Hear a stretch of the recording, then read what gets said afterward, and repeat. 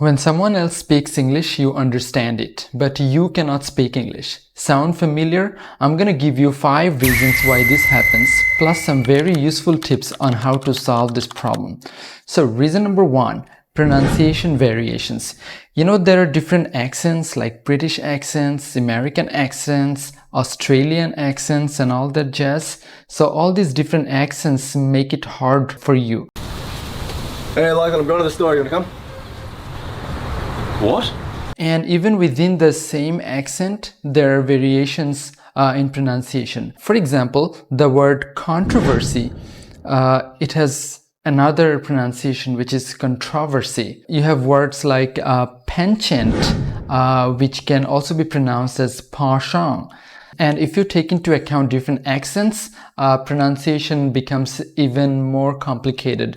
For example, the word orange has at least 3 pronunciations. Okay, one is orange, one is orange, and one is orange. So pronunciation variations are a big reason why English learners find the language so difficult. Reason number 2, complex grammar rules. There are so many different rules that a learner has to navigate. For example, rules regarding the different tenses, rules regarding conditionals, you know, 0 conditional, first conditional, second conditional, and rules regarding articles. You know, rules regarding articles are also quite difficult to understand, right? For example, when to use the, when to not use the, when to use an indefinite article, and when it is prohibited. So these rules are so hard to master, right? Number 3, lack of speaking practice. The way we've been taught English means that we had very little practice in speaking and writing. And naturally, what we did most of our life is, you know, listening and reading. That's what we're comfortable with. We hardly speak English with our friends, colleagues, or acquaintances. Okay, but we listen a lot and we read quite a lot. Because we've had so little practice in speaking, our speaking abilities are really, really weak. Number 4, fear of making mistakes. This is a big one. This constant fear of making mistakes, this really holds us back. Whenever we want to say something in English, we think that other people will laugh at us, they will make fun of us, and then we refrain from it. We never get to practice English. Reason number 5, limited active vocabulary. So everyone has a vocabulary, right? And there are 2 parts to the vocabulary. One is active vocabulary and one is passive vocabulary. Passive vocabulary means words and expressions that we understand when we hear, but we cannot produce them, we cannot use them in our writing, in our own writing or speech, because we don't know these expressions, these words very well. Okay, we know them just enough to understand when someone else uses them, but we cannot use them in our own writing and speech. So that's passive vocabulary. And what's active vocabulary? Active vocabulary is vocabulary that we know very well, we are comfortable using. We use them in our day-to-day writing or conversation, whatever little there is of it. So our active vocabulary is very limited in size. Okay, so that's another big reason why English is so hard. Okay. Now, how can we solve the problem? How can we improve our speaking skills in English? Number 1, listen extensively. We should listen a lot to native English speech. So the more we listen, the more comfortable we will be and the more familiar we will be with English pronunciation in general.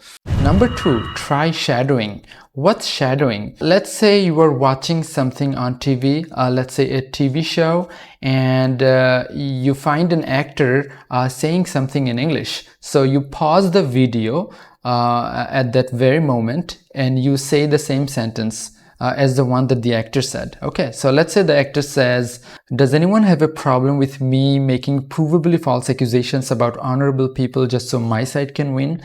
So you pause the TV show and you say it out loud just like the actor. Does anyone have a problem with me making provably false accusations about honorable people just so my side can win?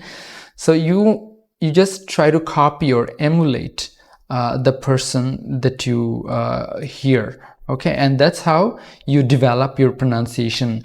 Number 3, practice daily. You have to get into the habit of practicing English daily, whether with a classmate, a friend, a colleague, doesn't matter who it is, but you should do this. Okay, you should speak English every day, no matter how long. And if the person you are talking to is better than you in English, then that's just gravy. Number 4, think in English. What we usually do is think of something in our native tongue, and then we translate it in our head, and then we try to produce that translated version. So instead of doing that, we should try to produce any language chunk directly in the target language. Tip number 5, learn phrases, not words. Yes, this is a very important tip. Many of us make the mistake of learning individual words. You know, they just take them out of context, and they learn a word, and then in a matter of days or weeks they just forget the word, you know, forget what they mean. What we should do instead, we should learn a word in a phrase or in a sentence. Okay, so for example, instead of learning just the word salt, we should learn a phrase like a pinch of salt. Instead of learning just the word plethora, which means abundance, we should try to learn it in a phrase like a plethora of options. All right, next tip, record and playback. You know, everyone has a smartphone these days, so what you should do is hold your phone or put your phone somewhere, and then you say something in English. Okay, practice English, and then you play it back. You play back the recording, and that way you will find out your weaknesses. You will get to know where you're going wrong in terms of pronunciation or accent or even grammar. Okay, that way, that will give you a lot of avenues to correct and improve your English. All right, the last tip, keep a vocabulary notebook. This is so important, but still many of us ignore it. Okay, keep a notebook where you jot down the new words and phrases and their meanings, and also sometimes example sentences, preferably in a digital notebook, for example, a Google Doc. Whatever word or phrase you learn, just put it down there, and that way you will be able to review them every once in a while, every month or every 2 months, for example. Okay, that will cement your learning. If you've enjoyed this video, please give it a like or subscribe to my channel. Thanks.